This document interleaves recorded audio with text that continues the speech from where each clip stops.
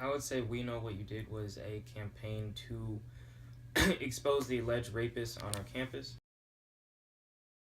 Describe the We Know What You Did movement in your own words.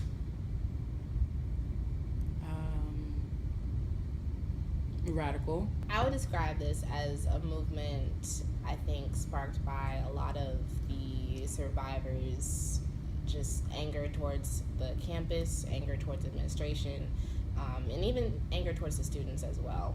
I think, and someone there were like basically names printed off on sheets of paper and like posted around campus. There were names of like alleged sexual abusers, offenders, like whatever. One day we woke up on Thursday morning and the names of rapists, alleged rapists, and the organizations they are associated with were plastered around campus. So it says so-and-so is a part of so-and-so organization. They are rapists, and the hashtag We Know What You Did. That's essentially what it was. It was a campaign to expose protected rapists on Morehouse's campus. Thanks. In response, We Know What You Did took on a sense of personal responsibility to, for lack of a better term, expose the Atlanta University Center to these individuals who had committed these acts and organizations alike. I think it was done to spark a conversation. I think it was done to make us aware that this is a constant, serious issue that has plagued the campus,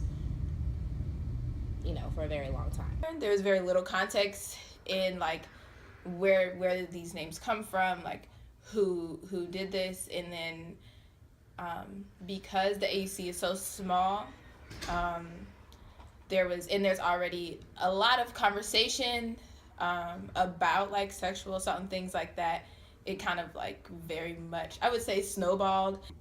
We Know What You Did was a movement that was started through social media sharing of exposing of holding Morehouse and the different institutions, Morehouse and Spelman, accountable for the sexual assault victims that it had denied the proper healing and due process for, and continuing to allow individuals who had committed acts of sexual violence and sexual assault to continue without any sort of major repercussions that they felt. But I actually supported the movement. I still do support it. I think it's great. I loved how it kind of spread on really a national level, and it was even mentioned on Breakfast Club, and that's when I knew for sure. I was like, wow, like my Spelman sisters, like the AUC in general, really did the damn thing with this.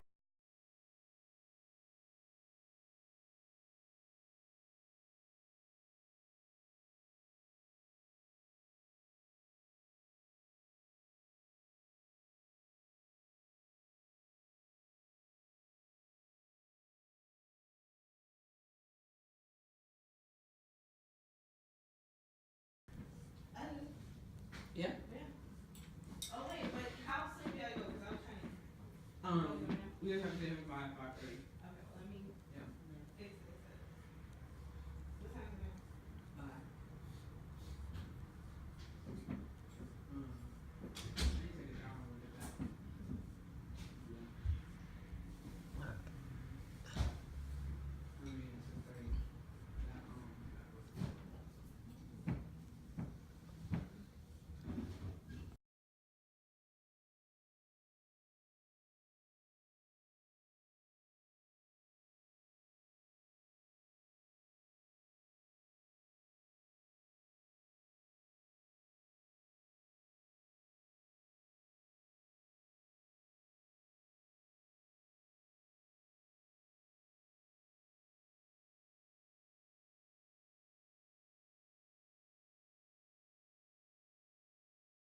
I think it was just very sudden and out of nowhere, so a lot of people didn't really know what was going on at first until someone brought it to the attention of Twitter. And so because of that, a lot more, it really sparked conversation, and I think that a lot of the conversation that happened was necessary, but I feel like a lot of people didn't approach it the right way.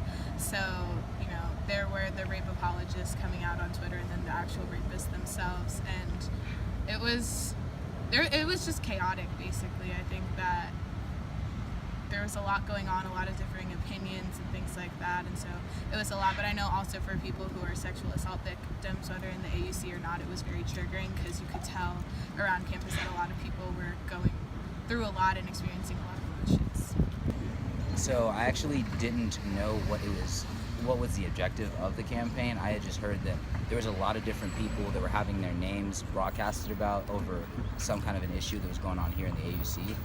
But that's the extent of my knowledge about it. I didn't know it was an actual formalized campaign or anything like that.